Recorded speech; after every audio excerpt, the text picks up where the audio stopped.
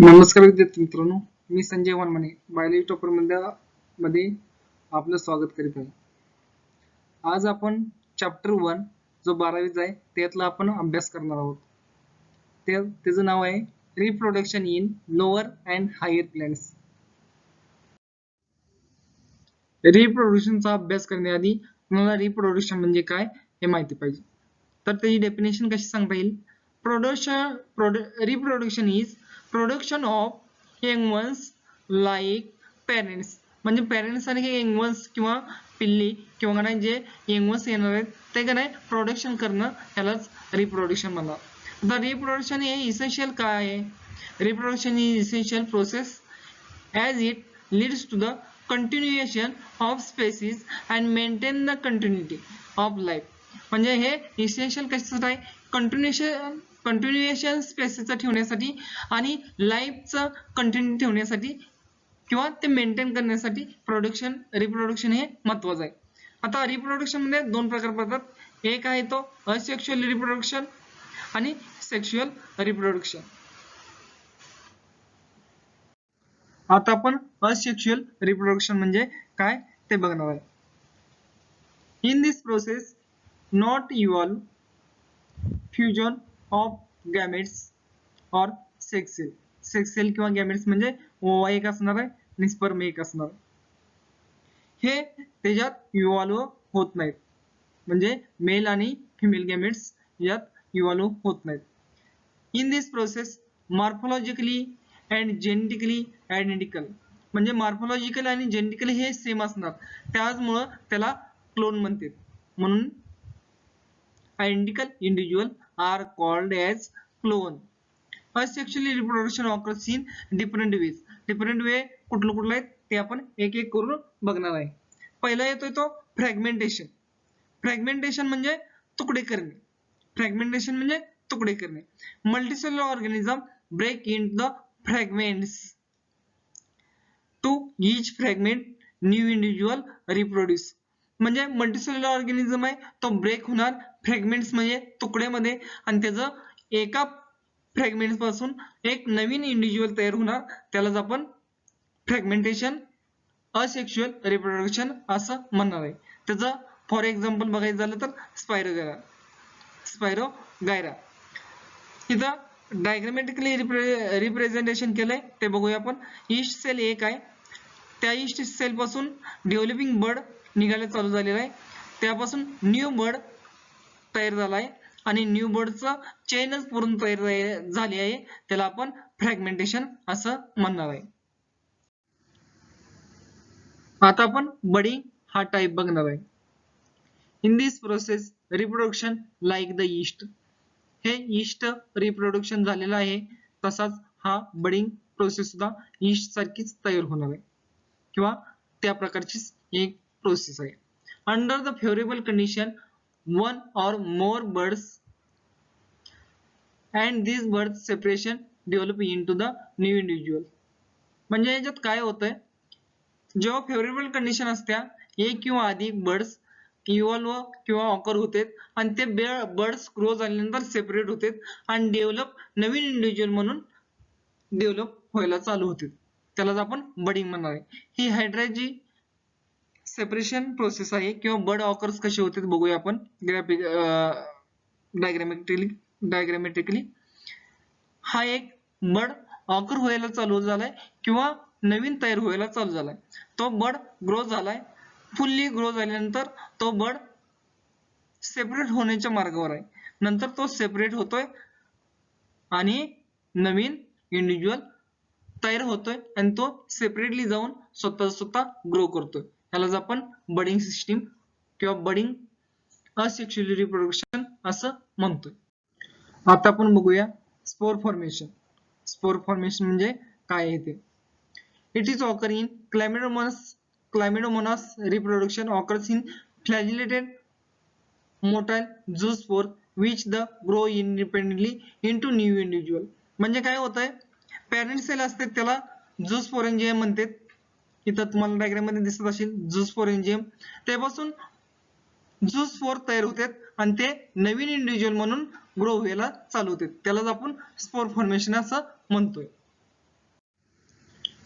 आता आपण बघणार आहे binary fusion. Occurs in amoeba and paramecium. हे अमिबा आणि पॅरामीशियम मध्ये बायनरी फ्युजन ऑकर होतं. त्यानंतर येतो तो conidia formation. Occurs in Penicillium. हे पेनिसिलियम मध्ये ऑकर्स होते. त्यानंतर गेमोल्स फॉर्मेशन हे स्पॉन्जेस मध्ये जे सायकोन हे आहेत त्यात हे फॉर्मेशन ऑकर होते. आता आपण व्हेजिटेटिव्ह रिप्रोडक्शन म्हणजे काय ते बघणार आहे. Plants reproduce asexually through their vegetative parts. These new plants form are genetically identical to their parents. म्हणजे जेनेटिकली आयडेंटिकल असतात पॅरेंट्स सारखे. म्हणजे जेनेटिकली जी इन्फॉर्मेशन असते ती पॅरेंट्स मधनं त्यांच्या इंगवन्स मध्ये गेलेली असते, त्याला आपण व्हेजिटेटिव्ह रिप्रोडक्शन म्हणतोय. ते व्हेजिटेटिव्ह पार्ट्स जे प्लांटचे व्हेजिटेटिव्ह पार्ट्स आहेत त्यापासून तयार झालेले आहेत. ते आपण एक एक करून बघणार आहे. पहिल्यांदा ते cutting. The small piece of vegetative parts of the plants having the one or more buds used in propagation.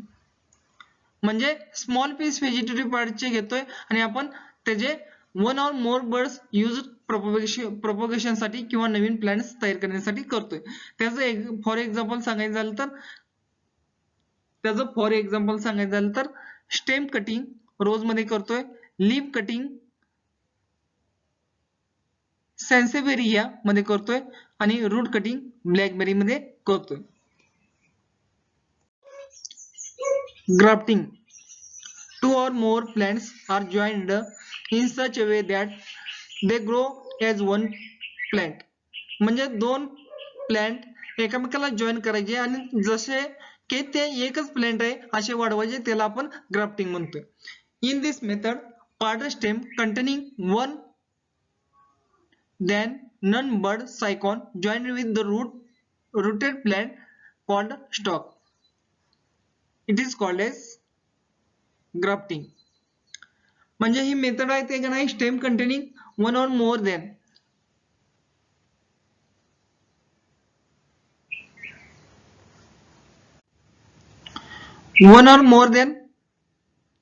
Birds आहेत किंवा नाही एकापेक्षा जास्त बर्ड्स आहेत त्याला सायकोन म्हणतात.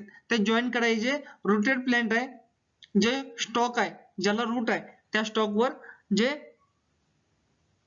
प्लेस करायचे किंवा वाढवायचे त्याला आपण ग्राफ्टिंग म्हणतोय. Budding is called as the bud grafting. बडिंगला बड ग्राफ्टिंग सुद्धा म्हणतात. Which only one bud on the stock. त्या बडिंग मध्ये बड ग्राफ्टिंग मध्ये एकच बड एका स्टॉक वर असतोय. फॉर एक्झाम्पल सांगायचं झालं तर ऍपल, रोज एक्सेट्रा. म्हणजे आपण एक इथून बड काढून घेतलाय, डायग्राम मध्ये बघा बड काढून घेतला एक, तो बड दुसऱ्या झाडावर ह्या पोझिशन मध्ये कट करून त्यात प्लेस आउट केलाय आणि नंतर बाइंड केलाय, त्यालाच आपण बडिंग असं म्हणतोय. Tissue culture.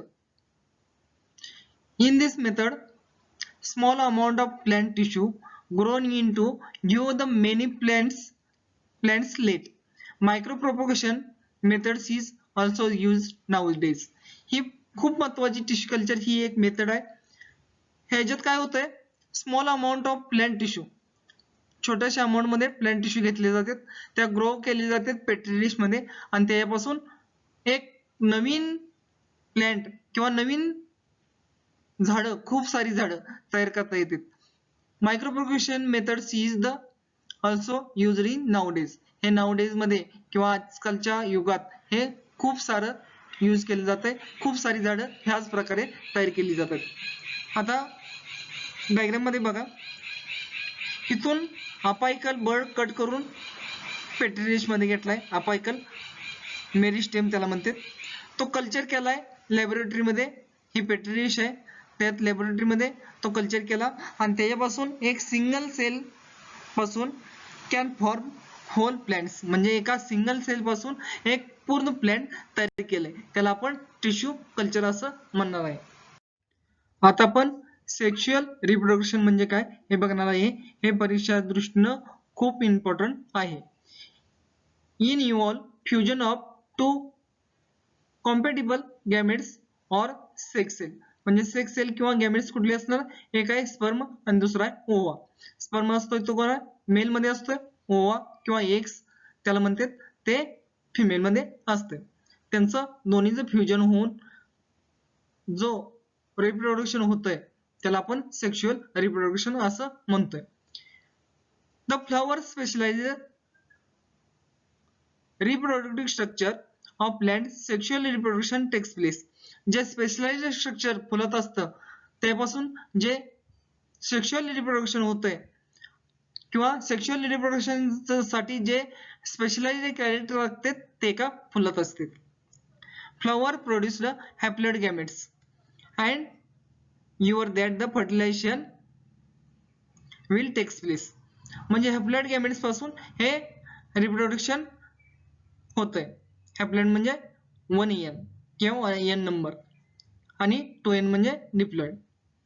परंतु फुलात हॅप्लॉइड गॅमेट्स पासून रिप्रोडक्शन होतं. Typically flower consist of 4 different whorls. म्हणजे कुठले कुठले व्हर्ल्स आहेत बघूया आपण. नेमली कॅलेक्स, करोला, अँड्रोशियम आणि गायनोशियम. आपण एक एक करून बघणार आहे. हे टिपिकली फ्लॉवर मध्ये हे व्हर्ल्स आहेत किंवा पार्ट्स आहेत ते रिप्रोड्यूस करण्यासाठी आपल्याला उपयोगी पडतात. Sexual reproduction is characterized by fusion of male and female gametes and get formation of zygote and embryogenesis. म्हणजे सेक्शुअल रिप्रोडक्शन मध्ये मेल आणि फिमेल गॅमेट जे ओवा आणि स्पर्म आहे त्यांचं फ्युजन होतंय आणि त्याच्याच पासून झायगोट आणि एम्ब्रियोजेनिसिस तयार होतं आणि त्या पुढची प्रोसेस चालू होत्या. Sexually reproduction divides into 3 distinct stages. कोणत्या कोणत्या डिस्टिंक्ट स्टेजेस सेक्शुअली रिप्रोडक्शन मध्ये इव्हॉल्व होतात ते आपण बघूया. प्री फर्टिलायझेशन म्हणजे झायगोट तयार होण्याआधी किंवा फर्टिलायझेशन होण्याचा अगोदरचा पार्ट.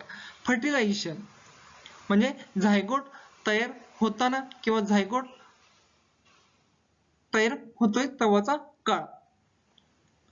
पोस्ट फर्टिलायझेशन जेव्हा झायगोट तयार झाल्यानंतर किंवा फर्टिलायझेशन झाल्यानंतरचा काळ. The male reproductive whorls of part of flower is the called as androecium. The male reproductive whorls or part of the flower is the called as the androecium.